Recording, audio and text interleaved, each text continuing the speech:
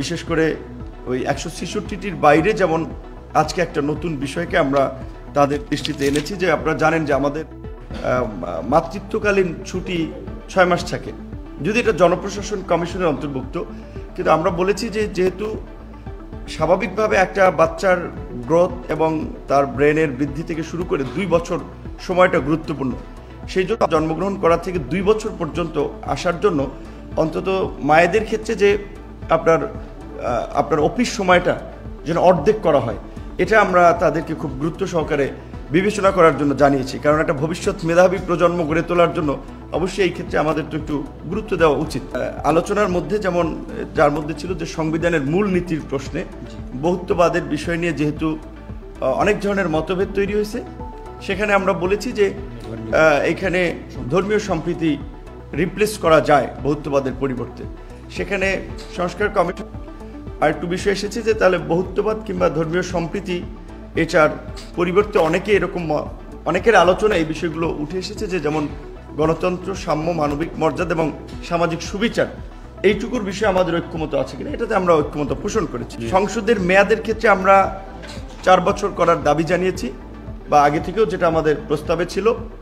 সংসদ সদস্য নির্বাচন করার ক্ষেত্রে আপনার 25 বছর বয়সের পরিবর্তে আমরা 23 বছর বয়স করার দাবি জানিয়েছি।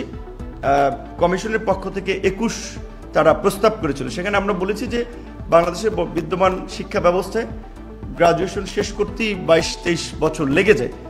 শেষ করার আগে সংসদ সদস্য বা আইন প্রণেতা হওয়াটা বোধহয় সঠিক হবে না, সেই জায়গা থেকে একটু অন্তত 23 রাখা যেতে পারে। পাশাপাশি আপনার যেটা বহুল আলোচিত বিষয় যে আপনারা জানেন যে সংসদের যে 70 নম্বর অনুচ্ছেদের একটি বিষয়, সেই জায়গা থেকে আমরা বলেছি যে অর্থ বিলের পাশাপাশি যেন আস্থা বিলের ক্ষেত্রে নিজ দলের বিরুদ্ধে ভোট দিতে না পারে, কারণ না হলে আপনার যে কোনো সময় সরকার আপনার পতনের ক্ষেত্রে কিংবা যেটা বলে হর্স ট্রেডিং এর মতো সংসদ সদস্যদের বেচা কেনার একটা প্রবণতা আমরা অনেক আগে থেকে এই উপমহাদেশের রাজনীতি। এইটার পাশাপাশি আপনার কমিশনের পক্ষ থেকে বলা হয়েছে এখানে সংবিধান সংশোধনীর বিষয়টাও যদি যুক্ত করা হয়, আমরা বলছি সেটা তো আমরা একমত। এবং সংবিধান সংশোধনের প্রক্রিয়াতে একটা বিষয় আলোচনা উঠে এসেছে যে আমরা বলেছিলাম যে সংবিধান তো কোনো রাজনৈতিক দলের বিষয় না, এটা গোটা জাতির বিষয়, এর জন্য একটা জাতীয় ঐক্যমত প্রয়োজন। এবং সংবিধান যেহেতু পিপলস উইল, সেই ক্ষেত্রে রাজনৈতিক দলের পাশাপাশি এই পিপল বা জনগণের একটা সমর্থন থাকা দরকার। এখানে আমরা বলেছি যে এই পার্লামেন্টের 2/3 পাশাপাশি সব সংশোধনী নয়, কিছু গুরুত্বপূর্ণ সংশোধনী সেটা আর্টিকেলকে স্পেসিফিক করে দেওয়া যায়, সেই আর্টিকেলগুলোর সংশোধনীর ক্ষেত্রে আপনার একটা গণভোট হতে পারে, আমরা এই প্রস্তাবনাও দিয়েছি। এবং সবচেয়ে এই বিশেষ করে সংবিধান এবং নির্বাচন কমিশনের জায়গা থেকে আরও একটি গুরুত্বপূর্ণ বিষয় হচ্ছে আপনারা জানেন যে জাতীয় সাংবিধানিক, সেটা আমরা বলেছি যে বাংলা এবং ইংরেজি মিলিয়ে নামটা ওয়ার্ড দেখায়, যেহেতু জাতীয় সাংবিধানিক পরিষদ হতে পারে, আর ইংরেজিতে হচ্ছে ন্যাশনাল কনস্টিটিউশনাল কাউন্সিল, যে নামটার সংশোধন যে জাতীয় সাংবিধানিক পরিষদ করা। এবং এই পরিষদকে আপনার কার্যকর করার জন্য এখানে যেটা বর্তমানে বলা আছে যে সাংবিধানিক কমিশন, অ্যাটর্নি জেনারেল, প্রধান বিচারপতি, 3 বাহিনী প্রধান, তাদের নিয়োগ এবং প্রধান উপদেষ্টার নিয়োগ। এখানে আমরা দুটো বিষয় অন্তর্ভুক্ত করেছি যে প্রধান উপদেষ্টার পাশাপাশি অন্যান্য যে 15 কিংবা 20 সদস্য বিশিষ্ট যে সংখ্যক উপদেষ্টা পরিষদ হবে, সেইটা এই এনসিসির আলোচনার ভিত্তিতে হবে, শুধুমাত্র প্রধান মতো বাকিদেরকে অ্যাপয়েন্টমেন্ট করবে সেটা না। একই সাথে যেহেতু পুলিশ আইন শৃঙ্খলা পরিস্থিতি নিয়ন্ত্রণে একটা গুরুত্বপূর্ণ ভূমিকা পালন করে, 3 বাহিনীর পাশাপাশি পুলিশ প্রধানের এই জাতীয় সাংবিধানিক পরিষদ বা এনসিসিতে আমরা অন্তর্ভুক্ত করার আহ্বান জানিয়েছি। এখানে আপনার তত্ত্বাবধায়ক সরকার কিংবা আপনার এই নির্বাচনকালীন সরকারের মেয়াদ, সংবিধান সংশোধন কমিটি এবং নির্বাচন সংস্কার কমিটি, দুইটাতে 2 ধরনের মত এসেছে। আপনারা জানেন এক জায়গায় 3 মাস এক কমিশন বলেছে, আর এক কমিশন 4 মাস, আমরা বলেছি এটা 4 মাস করা যায়। এবং এই আপনার অন্তর্বর্তীকালীন সরকারের সময় স্থানীয় সরকারটা বা কেয়ারটেকারের সময় স্থানীয় সরকার নির্বাচন করাটা এই 4 মাসের মধ্যে অনেক ক্ষেত্রেই সম্ভব হবে না। তবে এইবারের ক্ষেত্রে আমরা বলেছি যে রাজনৈতিক ঐক্যমত তৈরি হলে স্থানীয় নির্বাচনটা এইবার করা যেতে পারে, কিন্তু এটা ওই যে 4 মাসের কিংবা 3 মাসের অন্তর্বর্তীকালীন সময়ের যে কেয়ারটেকার গভর্নমেন্ট হবে সেই গভর্নমেন্টের অধীনে এটা সম্ভব না। একই সাথে আপনারা জানেন যে বর্তমানে স্থানীয় সরকার বিশেষ করে বিভাগটা কার্যত যদিও স্থানীয় সরকার মন্ত্রণালয়ের অধীনে, কিন্তু এখানে আসলে কার্যত স্থানীয় সরকারের উপরে খবরদারি কিংবা তাদের নিয়ন্ত্রণ ছাড়া ওইভাবে স্থানীয় সরকার মন্ত্রণালয় খুব বেশি সহায়তা স্থানীয় সরকার করছে না। সেক্ষেত্রে স্থানীয় সরকার একটা স্বতন্ত্র কমিশন গঠনের কথা বলে এবং আমরা যে দ্বিকক্ষ বিশিষ্ট সংসদের কথা বলছি সেখানে নিম্নকক্ষে 100 রাখার বিষয়ে আমরা একমত হয়েছি। তবে প্রক্রিয়ার ক্ষেত্রে আমরা ঘূর্ণায়মান পদ্ধতিটাকে আমরা সঠিক মনে করছি না।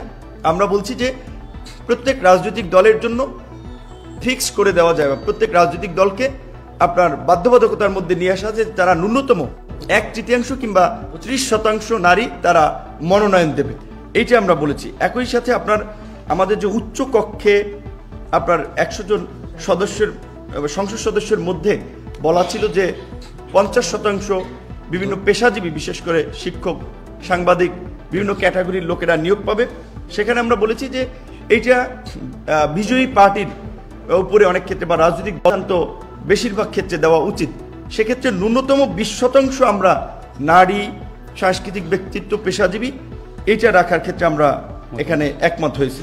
এবং বর্তমান নির্বাচন কমিশনের আপনার যদিও আরপিওতে আছে এবং শ্রমিকরা কোনো রাজনৈতিক দলের অঙ্গ সংগঠন বা ভ্রাতৃপ্রতিম সংগঠন হবে না, কিন্তু কোনো রাজনৈতিক দলই এটা কিন্তু করছে না, বরঞ্চ ছাত্র সংগঠন, শ্রমিক সংগঠনের কমিটি দিচ্ছে। দেখবেন যে রাজনৈতিক দলের শীর্ষ নেতারা এই ছাত্র শ্রমিকদের পাশাপাশি পেশাজীবীদেরকে আমরা দলীয় লেজুরভিত্তিক রাজনীতি থেকে বাইরে রাখার জন্য রাজনৈতিক দলগুলো থেকে আলাদা করার বা তারা যেন রাজনৈতিক দলের পার্ট না হতে পারে সেই বিষয়ে কিছু কার্যকর পরামর্শ, পাশাপাশি যদি প্রমাণিত হয় যে পেশাজীবী ছাত্র শ্রমিকরা রাজনৈতিক দলের লেজুরভিত্তিক করছে বা রাজনৈতিক দল তাদেরকে ব্যবহার করছে, তার জন্য একটা ন্যূনতম শাস্তিমূলক ব্যবস্থার কথাও আমরা এখানে বলেছি।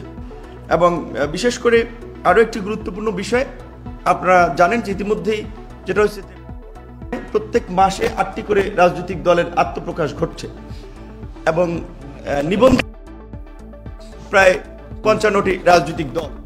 নির্বাচন কমিশন 2008 সালে আপনার এই নিবন্ধনের আইন করার পরে সর্বশেষ যে বিধানটি ফলো করা হচ্ছে যে 1/3 জেলা কমিটি, উপজেলা বা থানা কমিটি, সক্রিয় কার্যক্রম সহ এবং অফিস। আমরা মনে করি এটি একটি স্ট্যান্ডার্ড আইন, এটি একটি সুন্দর ব্যবস্থা। এই ব্যবস্থার মধ্যে দিয়েই রাজনৈতিক দলগুলোকে নিবন্ধন দেওয়া উচিত। এই ব্যবস্থার পাশাপাশি নিবন্ধন পেতে হলো যে নির্বাচনের আগে গোয়েন্দা সংস্থা কিংবা বিভিন্নভাবে রাজনৈতিক দল তৈরি করে সুবিধার জন্য, বিভ্রান্তি তৈরি করার জন্য, সেক্ষেত্রে আমরা বলেছি ন্যূনতম 3 থেকে 4 বছর যেন এই নিবন্ধনের জন্য তাদের সক্রিয় কার্যক্রম থাকে, এটি যেন যাচাই। তো এটি ছিল আমাদের মূলত